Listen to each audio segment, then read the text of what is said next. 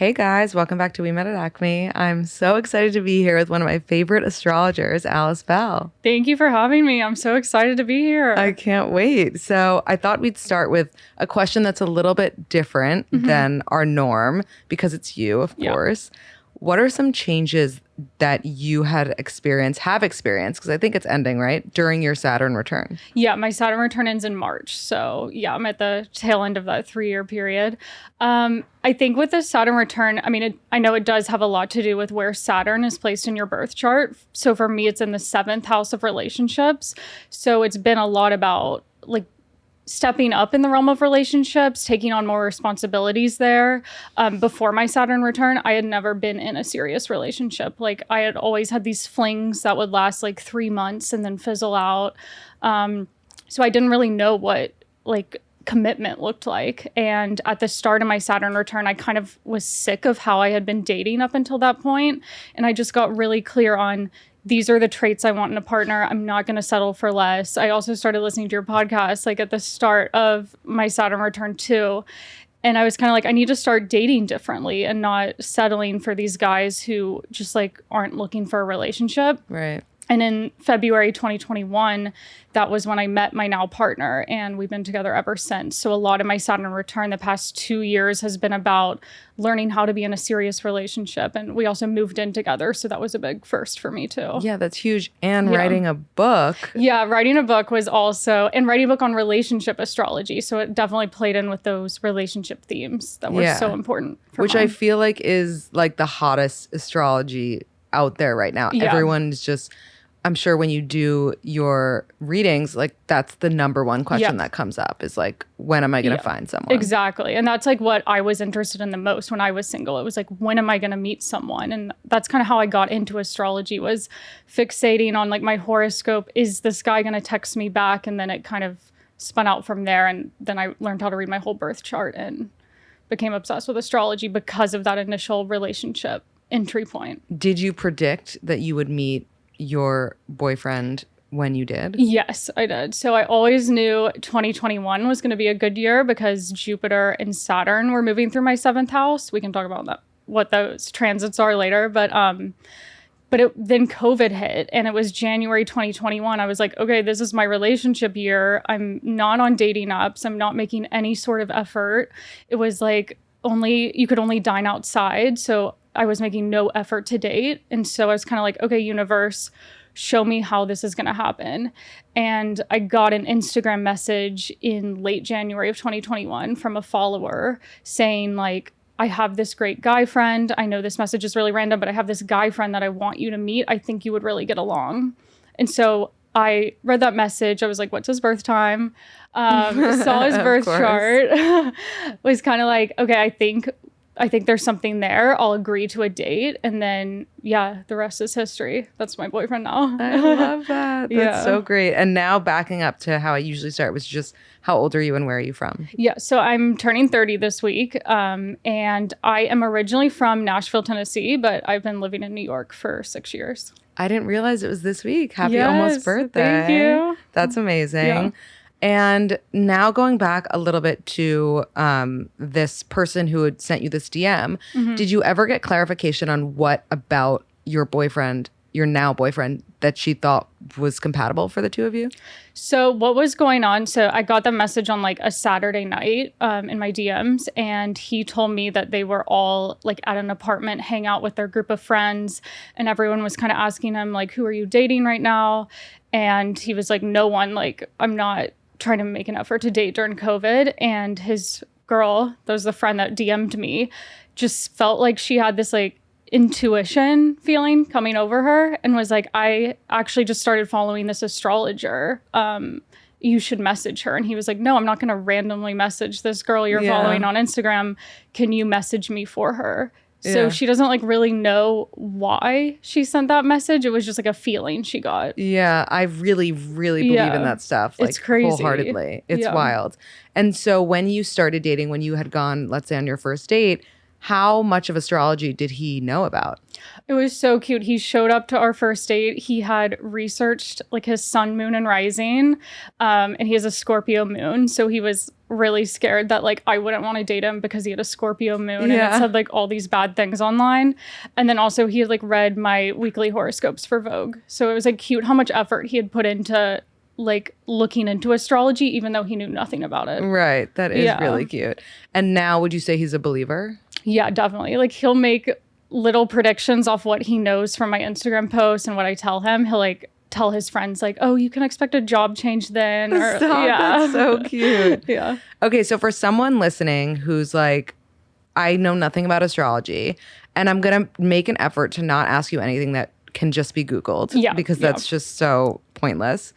But let's say I'm this person, I don't believe in astrology. Why should I believe in it? And like, where should I start if I want to? I think you should believe in astrology. I mean, I never force anyone my beliefs on anyone, but I just feel like it's given me so much inner peace. And especially with predictive astrology, which is understanding like the timing of getting into a relationship, the timing of a job change or moving homes. It's just helped me to calm down and realize I don't need to have control over everything at that moment, or everything doesn't have to happen at that specific time. Like there's a timing for everything. So then if you are interested in getting started with astrology, I mean, I learned simply by pulling up my birth chart online. Like there's great websites and apps. I love the app Chani. And then I don't love CoStar, but I also like the pattern. And then I kind of just Googled what does every planet mean in what house and what sign. And just reading through those interpretations online is what got me hooked. But then there's also like a few books you could learn too. Yeah. If you're listening to this and you know your birth time, I would say pull up your chart while we're talking, because there are things that Alice is going to mention that probably will be helpful if you know your placements and things like that. Yeah. So you would look up those things if you wanted to get started. Why don't you like CoStar? Because I've heard this a lot. Yeah, because I mean, first because it sends those like negative notifications every day, but also because it doesn't show the chart in the circular form. It's just like this grid that lists out all these planets and what signs, and it doesn't show how you have like every single sign in your chart and how the houses are set up. Yeah. Okay, so let's talk about challenges and compatibilities with charts. I guess we'll use you and your boyfriend's charts as an example. What is the biggest challenge that is on your charts with each other? I would say, so a good but can be tough aspect we have is his Saturn falls right on my sun. So I always say that's a great aspect to have in compatibility, because it means you're willing to put in the effort to make the relationship work in the long term. But Saturn also has such like a critical tendency to it. So I feel like I'm always the one kind of like criticizing him, or like I have to like watch out for those tendencies in the relationship. So that means like your Saturn he's a Taurus, if I remember correctly. So he's a Taurus, but his Saturn's in Aquarius, and I have my sun in Aquarius. I see. So his Saturn touches my sun, exactly. Okay. What does it mean if you have the same Saturn? So meaning like you're born the same year, I think that's what it means? You would have the same Saturn if you're born in the same like 3-year period. Okay. Yeah. And is that good? I wouldn't. It's more significant when someone's Saturn touches an inner planet in your chart, like your sun, moon, Venus, rising, more so than like Saturn. Right. Because you can have that with anyone your age. Yeah, of course. Yeah. Okay, so what are some parts of the chart that you should pay attention to for, like, let's say the most marriages have ended in divorce because of this place. You know what I mean? I know that's such like a TikTok buzz thing, but like what is the most common, most difficult placement that if you saw, you'd be like, it's going to be tough. It's not necessarily going to be over, but it's going to be tough. Yeah. Okay. First, I want to start off like there are no placements that mean like this relationship is doomed. It won't work out. But yeah, there are some more difficult configurations if you're comparing your chart to someone else's. One, I would say, is like incompatible moon signs, or the moons don't make like an aspect to each other. So like a great compatibility configuration would be like having the same moon sign as someone, having moon sign in the same element. So you both have water moons, or even moon sign of like the same modality. So sorry if this is like a little more complex, but like moons both in fixed signs. So like a Taurus moon with a Scorpio moon would be great. So if your moons aren't making an aspect, that would be a little more challenging to like understand where each person is coming from emotionally. Also, there's certain houses in the chart where overlays of someone's planet to like your 12th house or your 8th house can bring up kind of more difficult emotions, or there might be power struggles in the relationship or like issues of trust that come up. Like it's harder to maybe understand where that person's coming from. Yeah, that makes sense. Yeah. And like, can you give us kind of like one or two examples of difficult two moon signs? Like I know you mentioned different like earth and air and fire, but like, I don't know, let's say like Scorpio moon with an Aries, something like that. Yeah, I would definitely say like a water sign moon. So Scorpio, Pisces, and Cancer with like a fire sign moon. That might be harder. So yeah, like an Aries moon, Scorpio moon, because the water sign moon person is going to be so, I don't know, they're going to have heavier emotions. They're going to want to talk about them and they might be very sensitive, where the fire sign moon is probably going to, they're just like, brush it off. Like, let's keep going. Let's have these new experiences, like trying to keep things upbeat and positive. Like as a Pisces moon, I found it hard to get along with people who have like a Sagittarius moon, because I'm like, why aren't you as introspective as me? You know? Yeah. That's really funny because my husband has a Sag moon. Yeah. Okay. What about this rumor that, or maybe it's a myth, maybe it's real, that we are most compatible with whatever sign our moon is in? So for example, I'm a Capricorn moon, that I'm most compatible with a Capricorn. That's a great sign of compatibility. Like you may find that you have like, even though your partner's not a Capricorn, like a lot of Capricorn friends, but it's not necessary. It's just like a good marker of compatibility, but you don't have to have that for a relationship to work in the long term. Yeah, that's interesting. Yeah. So I had a lot of partners in the past. I'm a Libra. I'll just give you like a refresher of my chart, but I feel like I'm always telling it to you, so maybe you know, but a Libra sun, a Virgo rising, a Capricorn moon is like my big three. Yeah. And I have had so many partners that have had Libra moons. Yeah, that's interesting. That have been like more into me than other partners. So I thought that was funny. Yeah. Like as an Aquarius, I've attracted a lot of Aquarius moon men and women as friends. But it hasn't necessarily been the moon sign that's worked out the best. Yeah. How do you not develop a bias for your own placements when predicting things, when giving, readings and things like that? Like for example, I have often heard that like Aquarius and Scorpio are the two signs that get like a bad rap, and Gemini sometimes. But like, how, as an Aquarius especially, are you like, that's not true, blah, blah, I feel like I kind of support like all the signs. Like even though I don't have Gemini in my chart and that one gets a lot of hate, it's like, it's more than just what you're seeing on social media or online. Like every sign is going to have its traits it struggles with, and then also its more positive points. If you can conduct, and people ask me this all the time, and it's so hard for me to answer, especially as someone who's not an astrologer. If you could put together the most perfect chart, can you put one together? I mean, I guess it would probably have a balance of all four elements. So a little bit of fire, a little bit of earth, air, and water.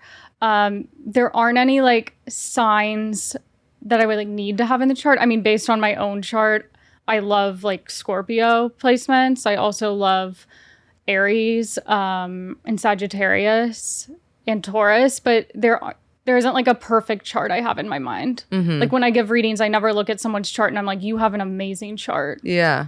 That's so interesting because when I first started getting into astrology, and I would talk to friends who are really into it, I always was told that I had a difficult chart. Really? Yeah. Did they say why?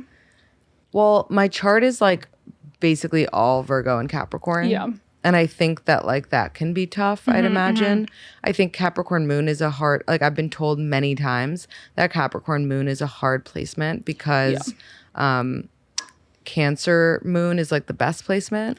Yeah, the moon is at home in Cancer because Exactly. it's the sign it rules. Right. So yeah, it's like at its fall in Capricorn. I just feel like people with Capricorn moons, it takes a while to maybe mature emotionally, or like knowing the setup of your chart with a Virgo rising, it's in the 5th house. So like your emotions surrounding dating and relationships probably got easier as you got older. Yeah. Like you're just very mature, but you can also be very self-critical or maybe like a bit guarded with your emotions. All of the above. Yeah. Yeah. Except I never consider myself mature. No, I have my moments. But I also have been told that my chart's difficult because of something with Chiron, and I want to hear about that. It's in like the 5th house for me. You have Chiron in the 5th house. I think that's what it is. What year are you born? 1990? Yeah. Okay, hold on. I'm just going back. I actually think you have Chiron in Cancer. Maybe. Because oftentimes when I get a reading, someone immediately is like, oh, I see things with like your mom. And And I'm like, well, I have a good relationship with my mom, so I don't know, but maybe that's coming from something. I know you have Saturn in the 5th house. Yeah. So that has like similar qualities to Chiron, where it is like where Saturn's located can be a point of difficulty, especially when you're younger. Yeah. And having it close to your moon may mean that your mom was kind of strict, or maybe there was just like a delay in having like a good relationship with her, or you felt like she put a lot of pressure on you. Yeah, I see that a little bit. Yeah.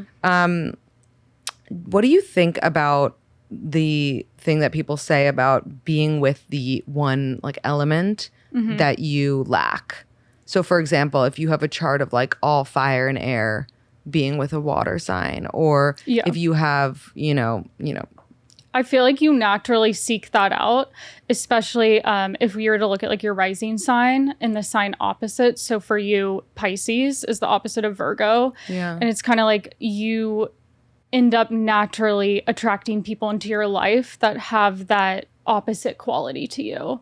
So I would say not so much the element you lack, but more like what's the opposite of your signs. And what would you say is the placement that is the most indicative of your personality? Because I've heard so many times that it's your rising sign over anything else. I think it's all three combination. I wouldn't put one as like more important than the other. I feel like moon sign especially is like something like it describes so much of like how you grew up, like early childhood, kind of like emotions you revert back to.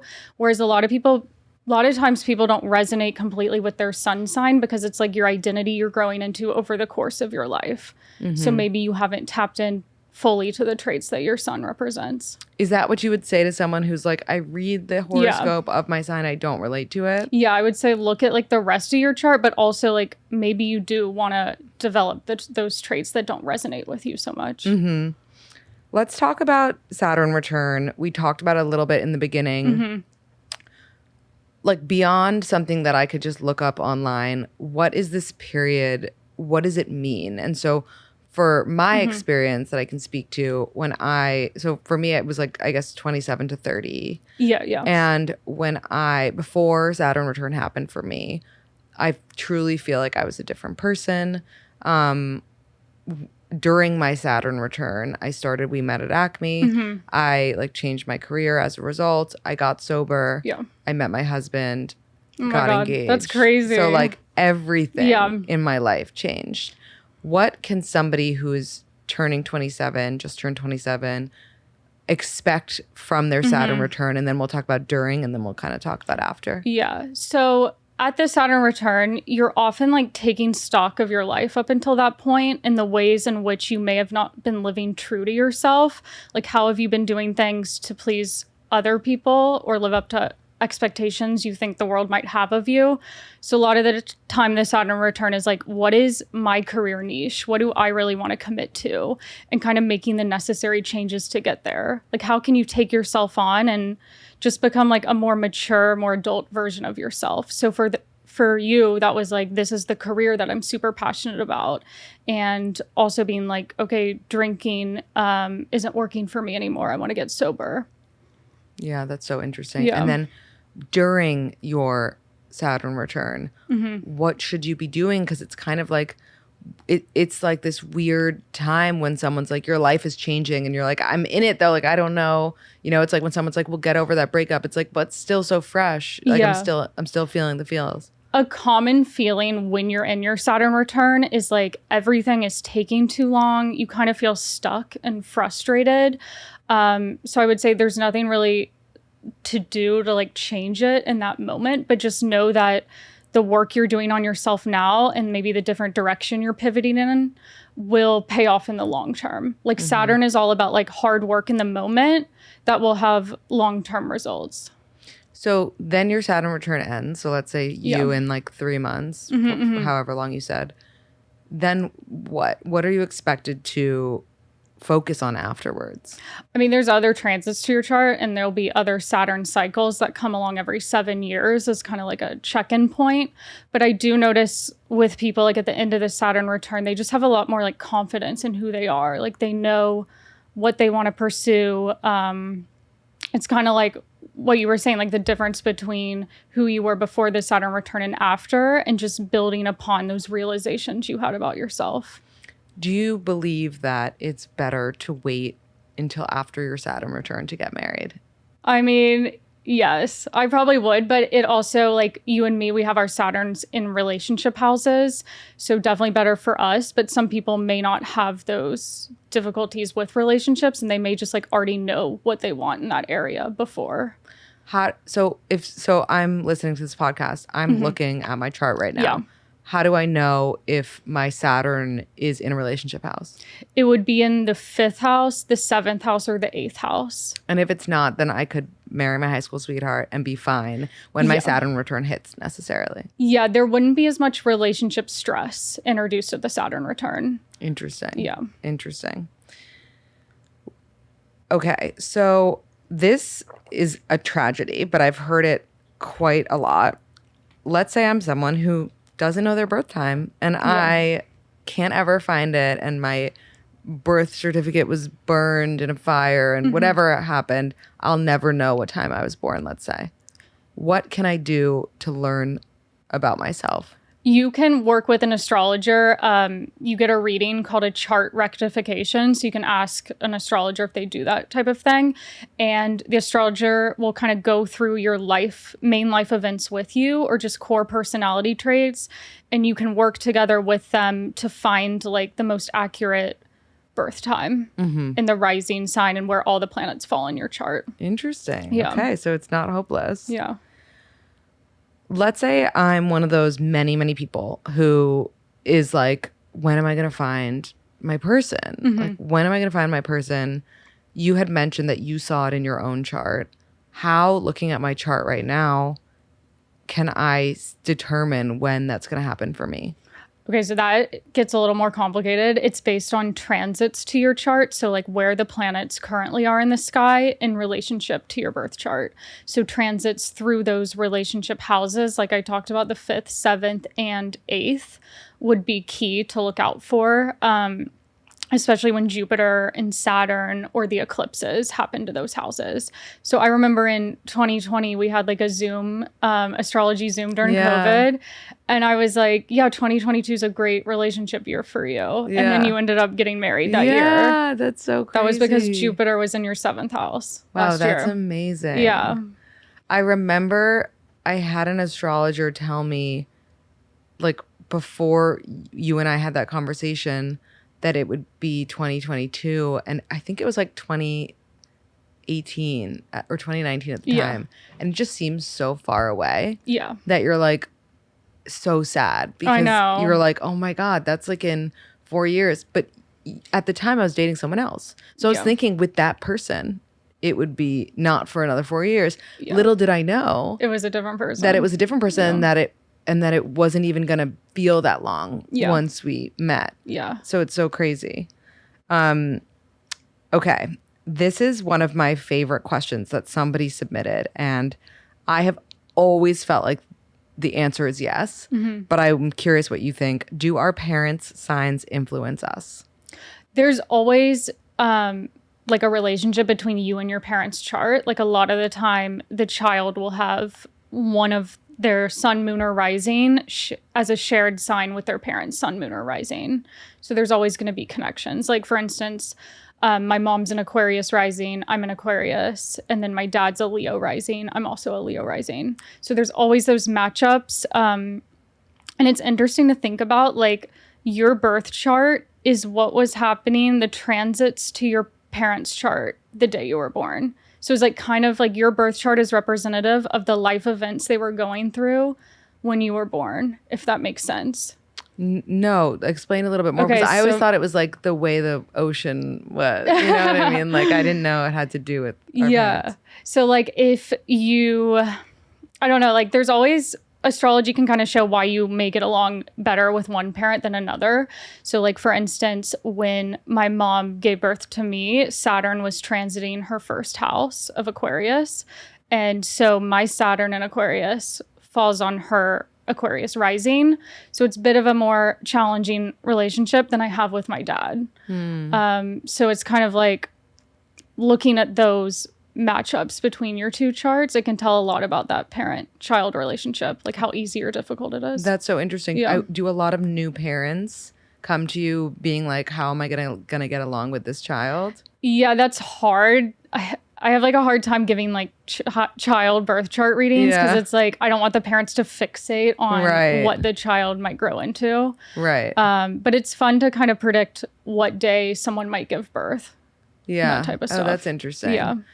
Yeah. So I could be wrong because I don't know like his entire chart, but I don't have any known similar elements with my dad's chart, which is What is interesting. his sun, moon, rising? He's a Sagittarius sun with a Sagittarius rising and a Cancer moon. Okay, so if he's Sagittarius rising, so this gets a bit more complicated, but his 4th house would be Pisces and his 10th house would be Virgo. Okay. So that's like the midheaven in his chart is probably Virgo, which is also you're a Virgo rising. I see. So having those like angles match up too, even if you don't have that obvious sun, moon, rising connection. Right. Yeah, and my mom, just while we're here, is a Virgo sun with a Sag rising and a Gemini moon. So I guess her Virgo sun is like to my Virgo rising. And her Gemini moon falls on your Gemini midheaven in your chart. Oh, interesting. Yeah. Yeah, don't you think it's interesting? I mean, maybe I'm just biased because they're my parents, but that they're both Sagittarius rising. Yeah, that is interesting. And you and your husband are both Virgo rising. Yeah. It's weird. What are some transits that someone might have in their chart that indicate like having a healthy marriage versus like having like a divorce situation or multiple marriages? Okay, yeah. So like transits as in like what's currently going on in the relationship? What's currently going on? Yeah. Or like, I guess. Okay, yeah. So there's certain transits that indicate a happier time in the relationship. That would be like you had last year, like Jupiter going through the 7th house, Jupiter in the 5th house, Jupiter going through the 1st house. Whereas with like Saturn going through the 7th house or the 5th house, that might bring up a lot more stress into the relationship. Also eclipses, so for instance, right now the eclipses are in Taurus and Scorpio. And if you have those as one of your rising signs, that often brings a lot of change into a relationship. So that could be either good change or bad change. It's kind of like, how are you feeling about the relationship at the moment? Yeah. Astrology isn't so definitive, like you are for sure going to break up, you are for sure going to get married. It's more like take what your intuition is telling you about the relationship at that time, and that's kind of what you can expect to happen. Yeah. And how do we know what transits are going on? Like, do we just Google what transits are going on? Yeah. So if you pull up your birth chart online, like astro.com, or I love the website astro-seek, there's options to like add transits to your chart on both of those. I see. Yeah. What is the most constructive way to apply what you learn in an astrology session to real life? Like, after I'm done, I have all my notes. Now what? I would say, so if you, in astrology reading, let's say you got like answers about when the career change might happen or when you're going to get like a promotion, I wouldn't like fixate on those dates so much. And I would kind of be open-minded about what might happen. Like the astrologer isn't seeing how exact events will play out in your life. It's more like this is the month or the week where there's potential for the good career thing to happen, for instance, but it could be a little different than what you already have in your mind. What is the biggest myth in astrology that you would like to settle once and for all that's just BS? One is that if your sun, like just people reading their horoscopes and writing off astrology if it's not accurate, because there's so much more to it. And then also the fact that like not having a compatible sign with someone means that the relationship is doomed. Yeah. Like a compatible sun sign. You mean. Yeah. Yeah, I know. That's like the biggest one that people will just be like, oh, well, I looked up our charts and it says that, like, I looked up our signs and it says that we're not compatible. Exactly. Like, I that was what, like, one of my big concerns when I first met my husband, because he's Cancer and I'm Libra, and I was like, that's just so, they're just so different, you know? Yeah. But I had remembered I had this book, and I wonder if you know about it. It's called The Secret Language of Birthdays. Yeah, by Gary Goldstein. Yeah, something like that. And I remembered looking at all of there were like different dates of signs that were good for marriage versus good for love versus good for work. And one of them was like July 5th to 8th or something. Yeah. And he's July 5th. And I always remembered that when I met him. I was like, oh, well, he was in the marriage section. That's so crazy. That is so crazy. And then what is like your most controversial astrology opinion? Like that's like that, like people can be like, oh yeah, like out of all the astrologers, that's what Alice has to say or thinks. Or I feel like my astrology niche, I don't know if it's like controversial, is just that like I'm so much about how there's a timing for everything. So I don't know, I'm like very adamant of like, this is when something's going to happen to you. And a lot of times people will try to fight that and be like, but if you said relationships is not good for me until 2024, I can still date right now, right? And I'm like, yeah, you can date, but it's maybe not likely that anything significant will form until 2024. And people really don't like to hear that sometimes. Yeah. Have you ever like been off with something? Yeah. I've been definitely off, or like my interpretation isn't exactly what happens. How do you know when you're getting like a bogus reading? Like, what do you mean? Like, there's so many people out there. Like if someone's coming to an astrologer for a reading. Like how do you know if like that astrologer is just like kind of BS? I would say if they say like definitive statements like you're never going to meet someone, you're going to end up alone, you won't be successful in this career. I don't think you should ever be telling people like strong statements like that, because astrology really can't tell that. Let's talk a little bit about Mercury retrograde. Yeah. There's so many opinions flying out there from people who definitely don't know what they're talking about, myself included, I'm sure. What exactly is happening, and what do we need to do during those periods? Yeah, so I feel like people blame all their problems on Mercury retrograde when it happens. But if we think about it, like Mercury is the planet of communication and just like how you go about your everyday tasks, like that communication with people in your immediate environment. So when Mercury is retrograde, all of that kind of slows down a bit or just needs reworking somehow. So I always say Mercury retrograde's a great time to do anything with like the prefix re in front of it, like reconnect with people from the past, re-edit like a document you've been working on, kind of like revise or reflect, and just realizing how you can be like more effective in how you're communicating your ideas and kind of how you want to proceed. Like you need those necessary down moments. You can't just be going ahead and like pushing ahead with new projects and always be going and going. You need those rest periods. But I often find or hear about the most breakups during this period. Because it gets you reflecting a lot more on like, do I really want to be with this person? Are there issues? I feel like everything you normally sweep under the rug when it's not a Mercury retrograde gets addressed at the retrograde. Like it becomes unavoidable. Interesting. Yeah. What about getting married during Mercury retrograde? I personally wouldn't do it, but I don't think it's necessarily negative. Like I know Yeah. a lot of people that have gotten married during Mercury retrograde and it's still going. Yeah. I know a few people who have gotten divorced Oh my God. because and like when I look it up, they got Oh my God. married That's during retrograde, which is interesting. interesting. I should do research on that. Yeah. Like how much divorce, when did they get married, and was it during a retrograde? Oh my God, that's a good upcoming podcast episode. So what about celebrity couples whose charts, assuming that you are a little bit into this Yeah. and have looked up celebrity couples who you like, whose charts are like a good match in terms of some celebrity couples? I actually am not like super interested in like compatibility between celebrities. Okay. I'm more like, why did a celebrity get divorced at that time? Or like, why did they get into a relationship Sure. at that time? Yeah. So, I mean, to go off that, like I was looking at like Emily Ratajkowski's birth chart the other day because I just read her book and I was like, why did she just have the split with her husband?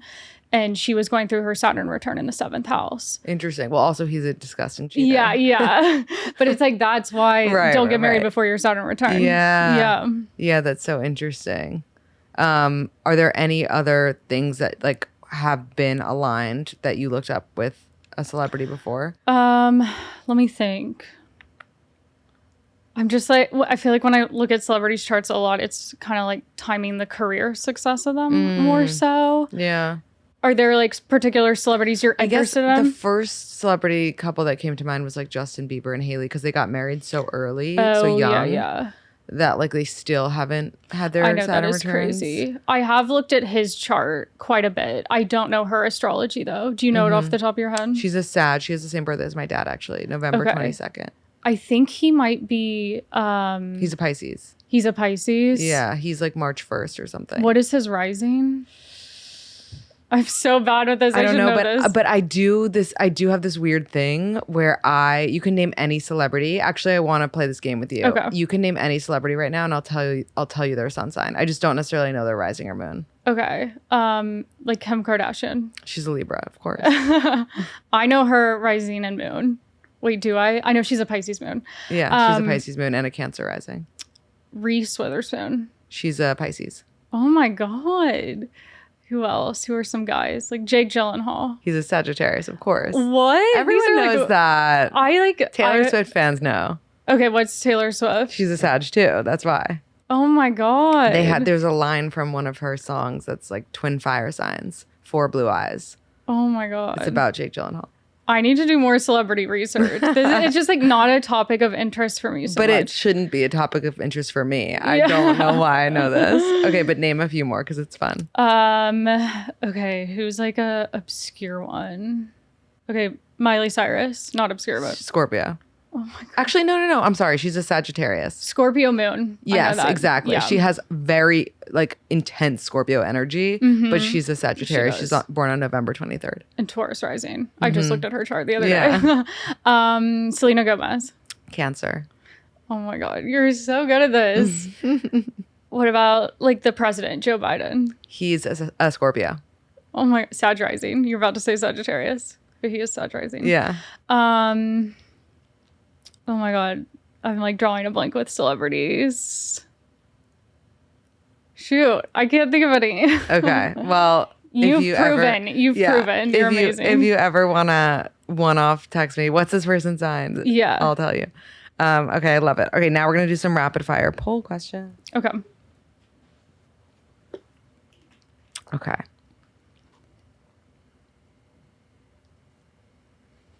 Do you like to go to the movies? Yeah. Yeah, I do. I agree, and I'm so sad all these movie theaters are closing. I know. What is more stressful to you? When someone is early to something, like a Zoom meeting or in person, or late? Late. Oh, I hate when someone's early. Really? It like drives me insane. I don't guess know when I'm why. giving an astrology reading over Zoom, I'm like, please don't show up early. Please don't show up early. it's But just like, yeah. Dating for 4 months, official for 2.5, and girl randomly asked boy if he knows when her birthday is and what her middle name is, and he doesn't know either. Is that a red flag or deal breaker? Deal breaker. Yeah. For you, I feel like especially. 'Cause, Yeah, birthday more so than middle name. Is it weird for your significant other to still follow a girl that he dated a few months before he met you? Is it weird? No. Yeah. Has a guy ever made you feel insecure about your lady parts? No. Do you like cream cheese in sushi? No. I saw that one this morning. Do you agree that it's more important for men to go to coed school and be socialized with women and be able to see them as friends than it is for women to? No, I feel like it's necessary for both, maybe. Yeah. I went to an all-girls middle school, and I feel like it definitely messed me up a little there. How so? I was just like so scared to talk to boys when I got to high school. That's so interesting. Like I couldn't be my full self around them. Yeah, I feel like I went to all-girls school for my whole life until college, and I feel like if it did anything, it made me a little boy crazy because I wasn't like able to be around them. Yeah. And definitely affected my friendships with men a little bit. But I would say that I do find that it's more important for if I have two kids and one of them has to go to a single sex school, I'd rather it be the girl than the boy. Yeah, I get that. Because I feel like it becomes like a boys' club with the guys. Yeah. I agree. Do you ever get FOMO from your single friends while you're in a happy and healthy relationship? No. I thought I would, but no, I don't. Yeah. Well, maybe if you weren't in like a great relationship. Yeah, it depends on how good the relationship is. How much do you spend on your boyfriend for a 1-year anniversary gift? Under 100, 100 to 200, 200 to 300, or more than 300? I would say 200 max, but I would probably spend like around 100. Yeah. If you're dating for 7 months, official for 3, do you get your boyfriend something for Valentine's Day other than chocolate and a card? I don't think so. Yeah, I agree. I just like, I don't even think you need to get more than like a candy bar for a guy for Valentine's Day. Yeah, no. That's not like a significant event. Yeah. Okay. Those are all the questions. Before I ask you for a quote or piece of advice, can you tell us a little bit about your book and kind of what to expect? Yes. So my book is not like your usual relationship astrology book. So it's not just about like what signs are compatible with which ones. The first part of it goes into like understanding your approach to dating and like what you really want out of a relationship by looking at your birth chart. So doing a deep dive into like your moon, your Venus, your Mars signs, all those like relationship houses I just talked about. And then the second section, we get into synastry charts. So kind of what we touched upon in this episode, like how to compare your chart to someone else's and see where those like planetary matchups are or where your planets fall in their chart. And then the final section is how to time when you might get into a relationship. So introducing that predictive astrology, like how will I know when my relationship's going to go through a great point, or how will I be able to spot when there's a stressful period where there might be a breakup. Amazing. Yeah. Love it. Do you have a quote or piece of advice that you can leave us with? Yeah. So my piece of advice is actually the title of my book, which is Trust Your Timing. I just believe like with work and with relationships, anything in your life, like everyone has their unique timeline, and it's not worth beating yourself up for not being in the right place by like this timeline you may have imposed upon yourself. Yeah, I agree with that. I love it. Where can everyone find you, follow you, listen to your podcast, and when your book comes out, grab it? You can find me on Instagram at Stalk Alice. My website is alicebelleastrology.com, and I have the link on my website and on my Instagram for my book, and it comes out on June 1st. Awesome. Yes. It's so great to have you. Thank you. This is so fun.